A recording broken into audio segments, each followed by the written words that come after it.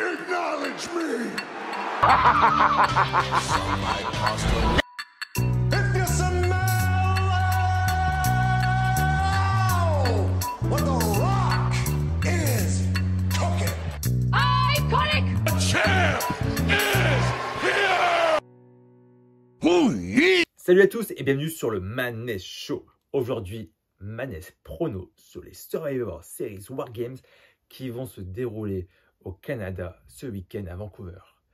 Alors justement, vous avez vu dans le titre de la vidéo, je pense peut-être à un retour de AJ Lee, mais ça, je vous en parlerai plus tard dans la vidéo. On va commencer avec le premier match. Le premier match, ce sera pour le titre des États-Unis, donc avec le champion entier, donc LA Knight, face à Shinsuke Nakamura. Alors, LA Knight qui est champion depuis SummerSlam en battant Logan Paul. C'est vrai que depuis ce titre, enfin depuis cette victoire en tout cas, le titre c'est nul, enfin c'est le néant. C'est le néant, clairement c'est le néant. Il se passe vraiment rien autour du titre. Citez-moi un bon match ou une bonne rivalité autour du titre depuis la victoire de LA Knight. Aucune. On a un retour en face. Il va affronter Shinsuke Nakamura qui vient de faire son retour. Je ne suis pas un grand fan de Shinsuke Nakamura, mais pour moi, il doit gagner. Voilà, il revient. Je pense que c'est un peu la rédemption pour lui. Il doit l'emporter. Ce serait un peu dommage de revenir et de perdre directement dès le premier match de retour. Donc pour moi, il est important là, de se renouveler et Nakamura a su se renouveler. Donc pour moi, il est important qu'il regagne le titre et qu'il rende vraiment le prestige à ce titre. Car depuis que LA Knight l'a, à part cette custom de ceinture sur le shop, il n'a rien fait de bon pour le titre. Voilà. Allez, on passe au prochain match. Match pour le titre intercontinental détenu par Bron Breakker. Et il affrontera Sheamus et Kaiser.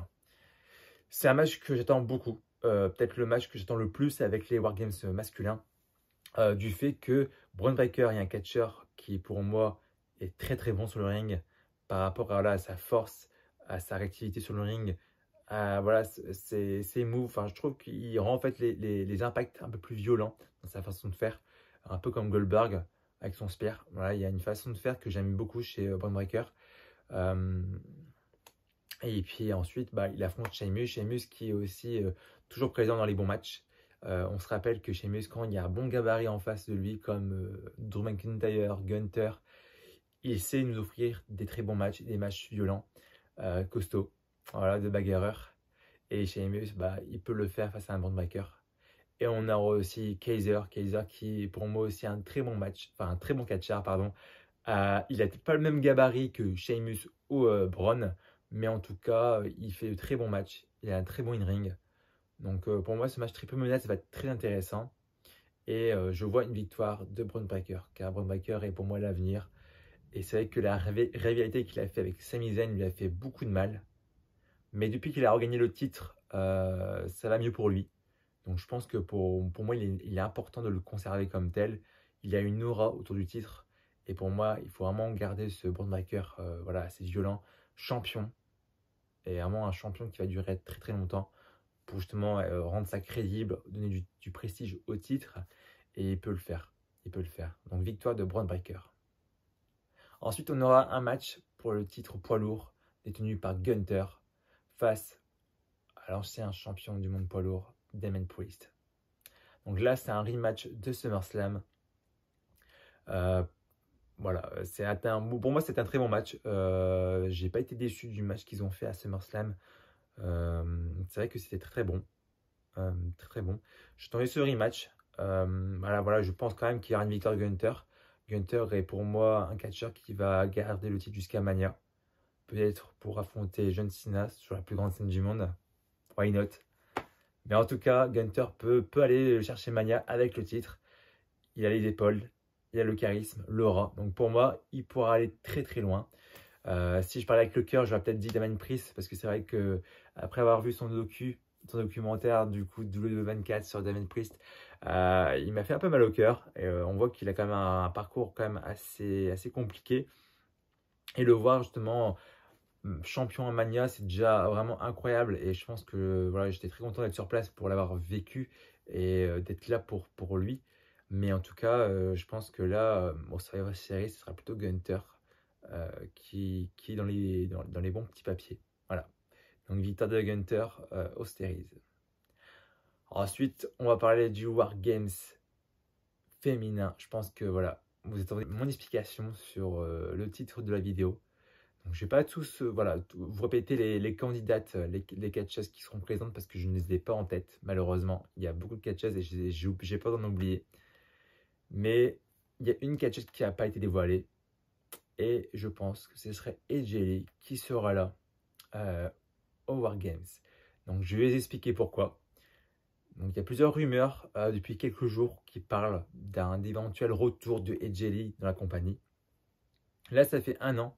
Ça fait un an. Là, c'était l'année dernière qu'au Survivor Series, on a vu le retour de CM Punk. Et pourquoi pas cette année? Cette année, un an après, le retour de sa femme au Survivor Series. Je pense que le clin d'œil serait vraiment sympa, aussi bien pour eux que pour nous, les fans.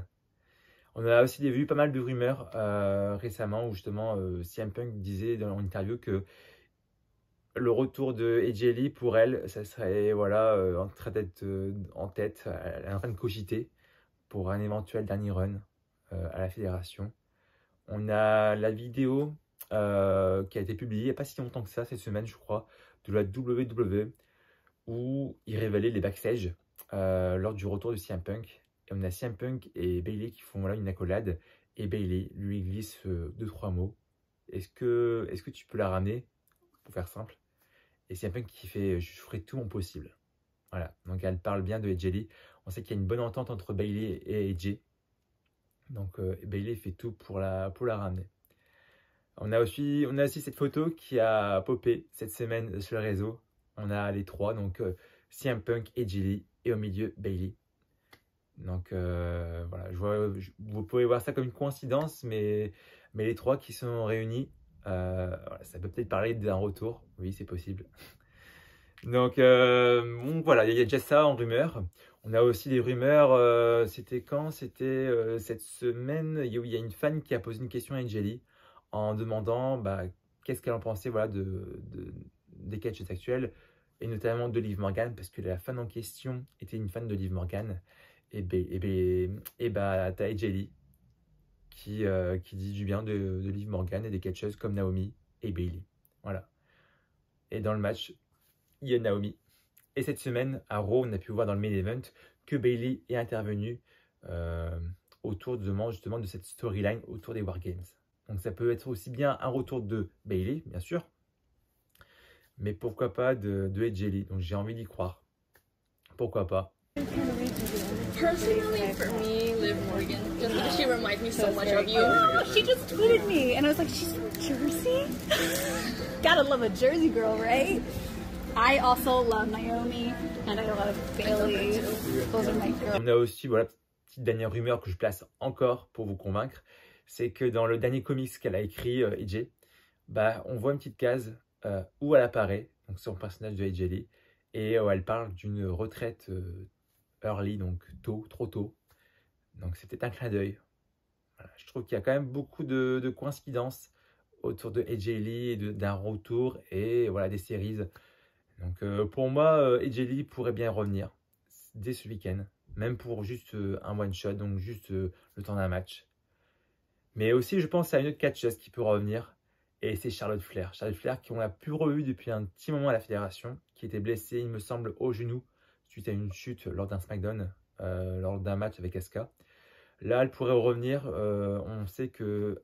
comment dire ça? C'est qui s'est blessé récemment? Ouais, Jade Cargill. Jade Cargill qui a été blessée à SmackDown la semaine dernière. Ça peut être Bianca, mais aussi Charlotte Flair. Donc on peut pousser l'idée un peu plus loin.